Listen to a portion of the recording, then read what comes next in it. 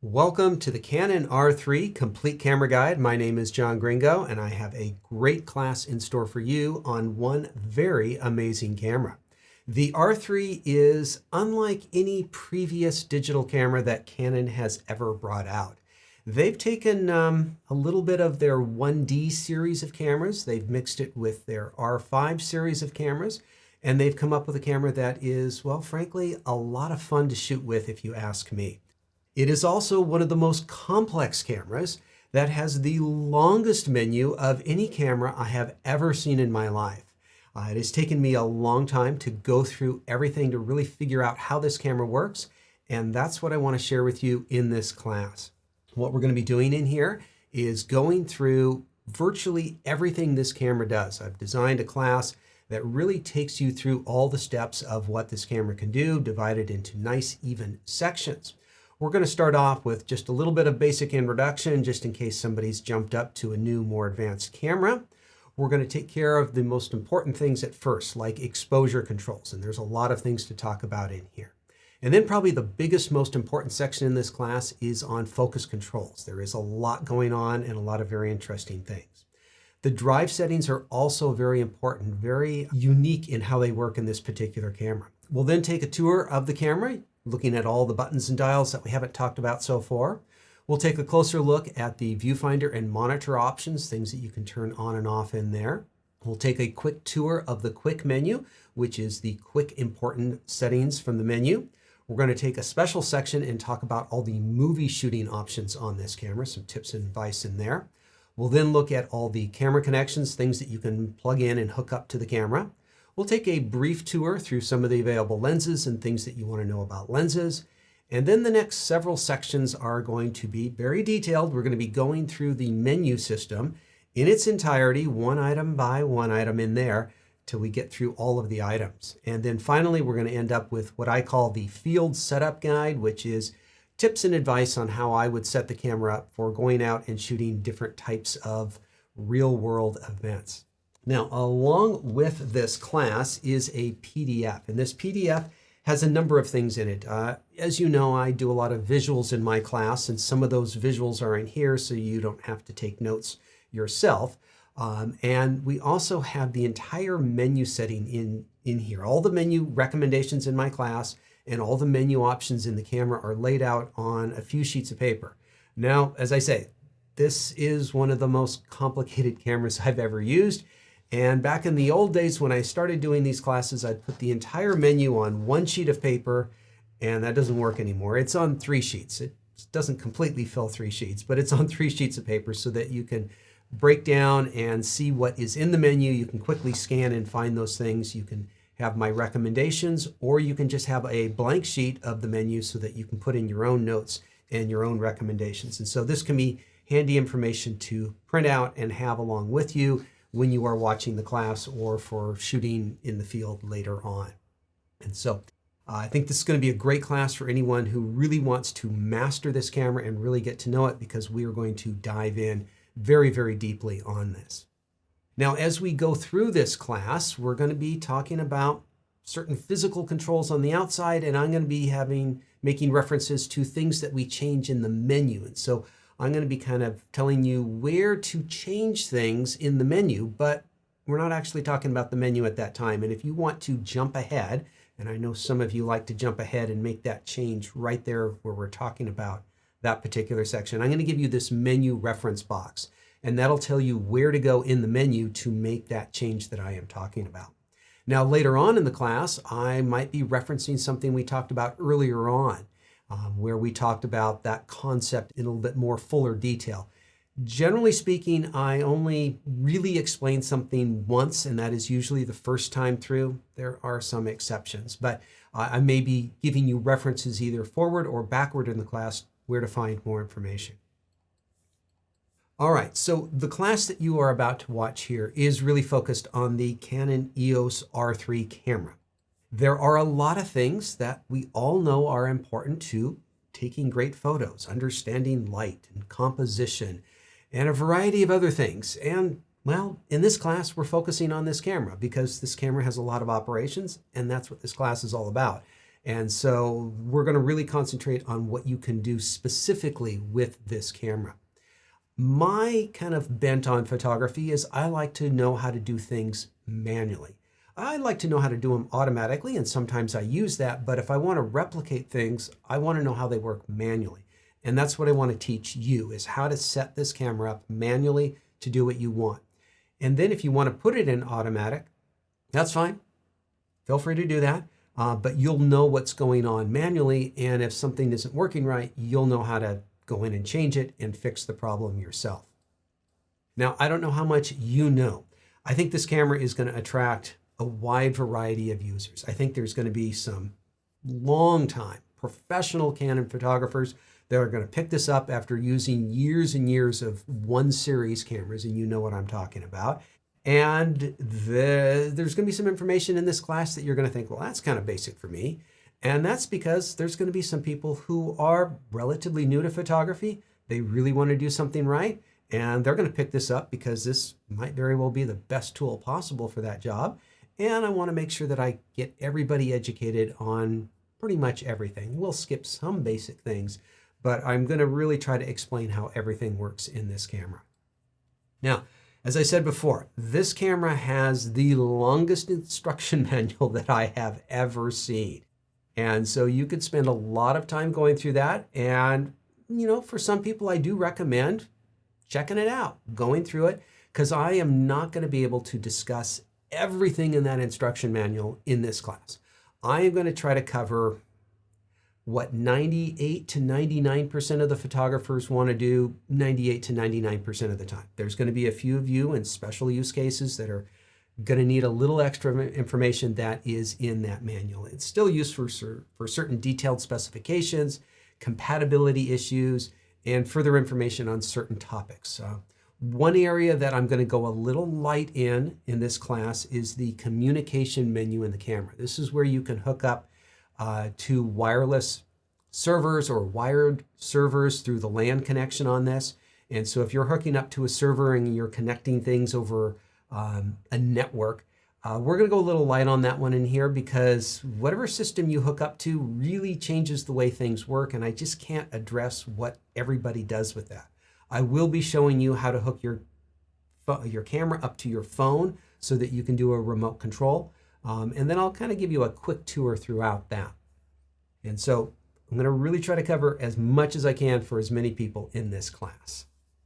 All right, just a brief bit of Canon history. And one of the things that I'm really trying to note out on this particular slide is how many different times Canon has had new lens mounts and new cameras and new categories of cameras. And so throughout their history, about every, 5 or 10 years, they introduce something new and a little bit of a different twist on what they're doing. And this is falling into their new mirrorless full frame category, which we will be definitely talking lots more about. Now, the name R3, one has to think that it comes from the EOS 3. This is back in the days of film. Canon had entry-level, intermediate, and professional level cameras. And there was a bit of a stretch from that intermediate level to the professional level. And there was a lot of serious photographers that wanted a camera that, well, almost professional in quality and definitely not professional in price. And the EOS 3 fit this kind of new category. And the R3 definitely fits in this. Is it a professional camera? In my opinion, absolutely yes. Is it their top of the line camera? Well, that's debatable on a number of different points. But this camera is clearly aimed at people who are pretty serious about a certain type of photography. And in this particular case, I think it's people photography and action and sports photography. Now, the other unifying feature between the R3 and the original 3 is the eye-controlled focus. Back in the later days of the film cameras, Canon developed an eye-controlled focus where you could look at a particular part of the frame and that's where the camera would focus. And this is Canon's first digital camera that reintroduces this feature, albeit a little bit more refined and probably a little bit more useful for most people. And that is a feature we will definitely be talking more about in the autofocus section of this class. Now, keeping track of Canon's current system of cameras and lenses has gotten a little confusing. Now, this particular camera is a full frame camera. It is part of their mirrorless collection, which means it is using their RF lens mount. They also use the RF lens mount on their crop frame series of mirrorless cameras like the R7 and R10. And in a mystifying move, they have a separate parallel universe where they also have mirrorless crop frame cameras that use a completely different lens mount called the EFM lens mount. I'm not going to try to answer why they've done this, but they have. The EFM is kind of their own unique. It's designed to be a very small and compact system. And so the RF system is a little bit more designed around full frame cameras. And yeah, they have some crop frame cameras that work in there as well. The EFM is more its unique small system cameras. And so that's kind of a separate world, and there's not interchanging lenses between these. Now, kind of going back in time, their main category of lenses was DSLR lenses. And so they have a number of full frame DSLR cameras, as well as a number of cropped frame DSLR cameras. And those lenses from the DSLR cameras can be used on this camera with the correct adapter. We'll talk more about that in the lens section. So for this camera and the RF mount cameras in general, you can use the RF lenses. They do have some special RFS lenses that you probably don't want to use on here. Technically, they will mount and you can take photos, but you're probably not going to want to do that. We'll talk more about that in the lens section.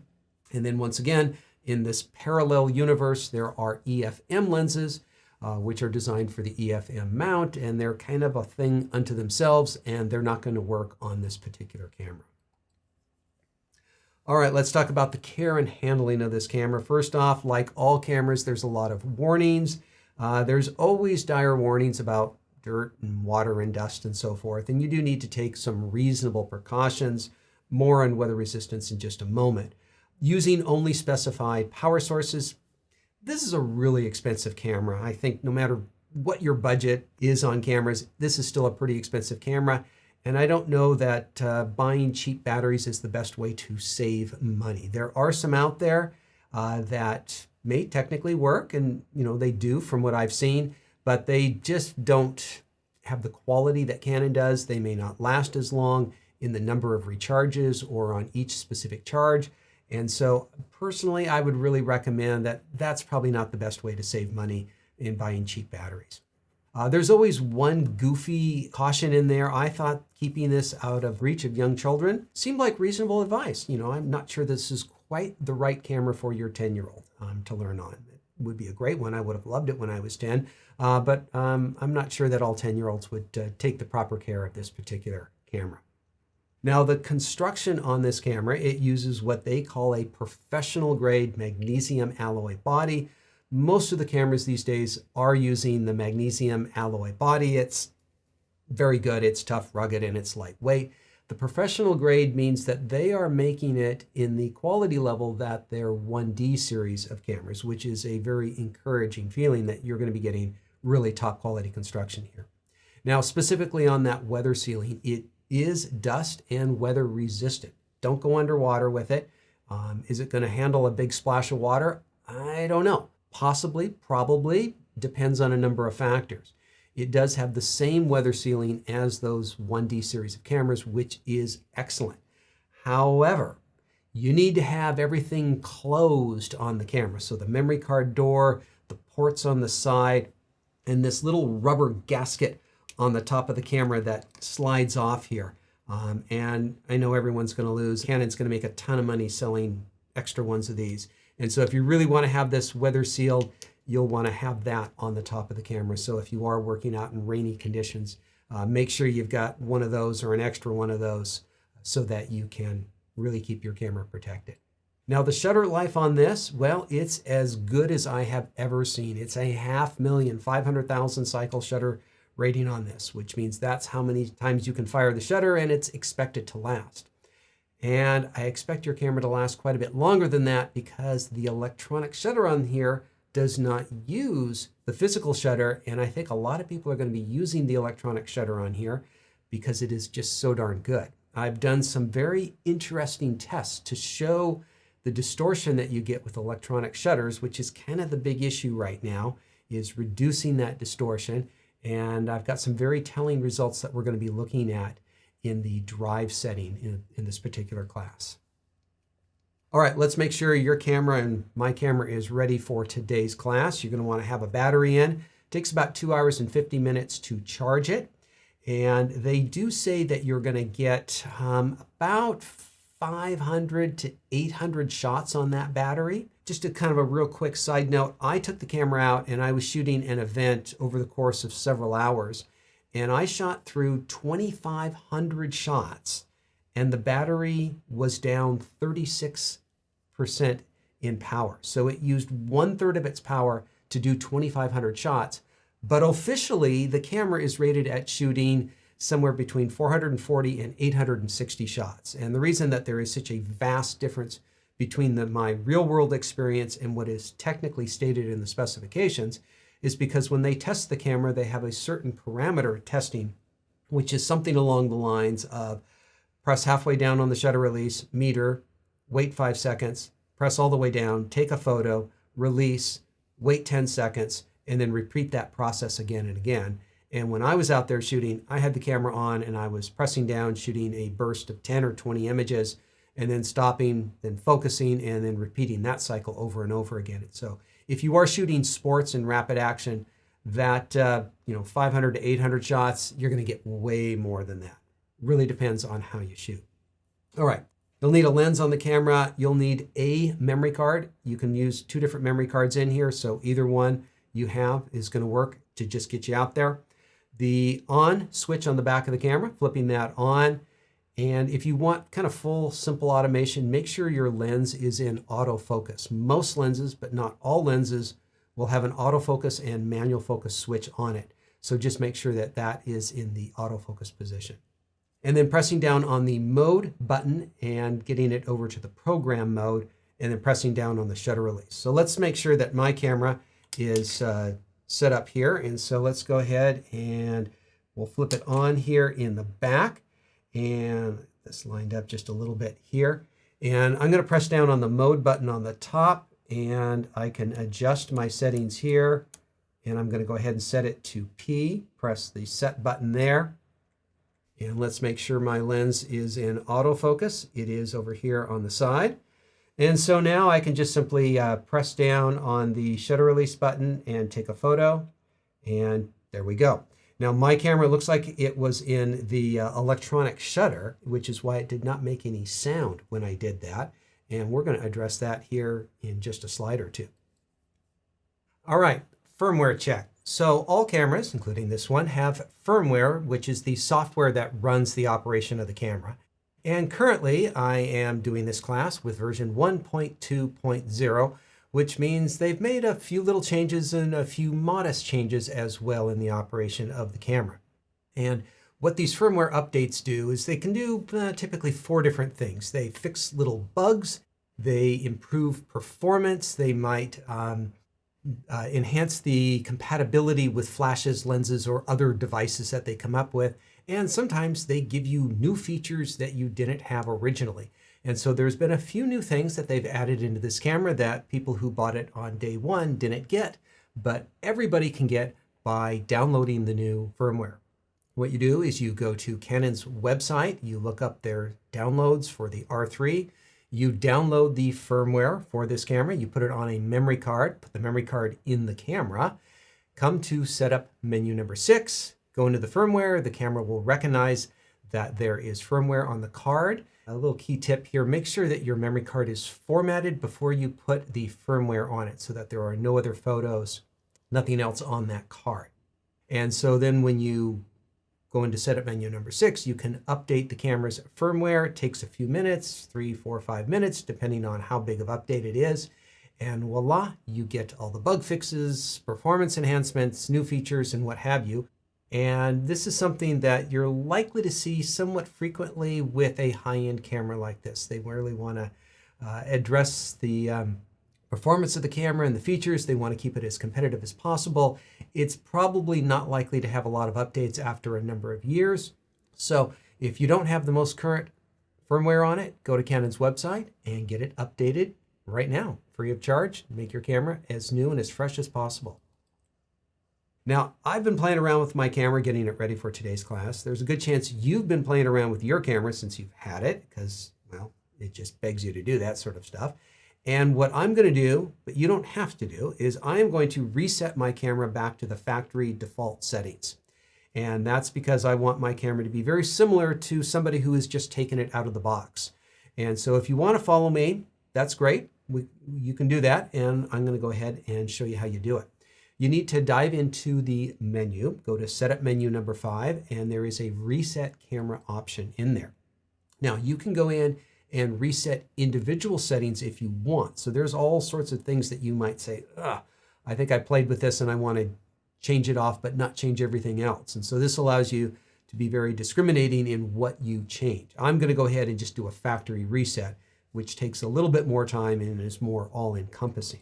Now, there are some other places that you can go in and reset. For instance, you can go into Custom Function page 8 and clear all custom functions. So there's a lot of custom functions that we will talk about much later on in this class. And you can clear out all these custom functions, but they don't clear out your button and dial customizations. And so if you change one of the buttons or dials, it changes the settings, but not the dials. If you want to change the dials, you need to go into Custom Function 4 and clear the customized settings in there, and then it clears specifically any sort of button and dial change that you've made. So let's go ahead and change this camera and reset it back to its factory default settings. So we're going to go ahead and press the menu button here, and I'm going to dial over to Setup menu number 5 and press Reset. As I said, you could go into these individual settings in here, and this is a great way to target what you want to reset, but I'm going to do a full factory reset, and this is going to take just a moment here. So it's going to go through and clear all these settings. I'm going to need to go ahead and set the clock up and get all that done. I'll do that off camera so you don't have to waste your time watching me do that. But as you can see, this does take a little bit of time for this to do. This is normal. I've done this a few times just to practice this. Screen goes dark there. And now we're back here. I'm going to go ahead and get this set up for the next section, and then we'll be ready to go. And you can do the same if you want. All right, there you go, folks. That's our quick introduction to this class. All the good stuff is here to follow. Get ready for a big class because this is going to have a lot of great stuff in it. See you there.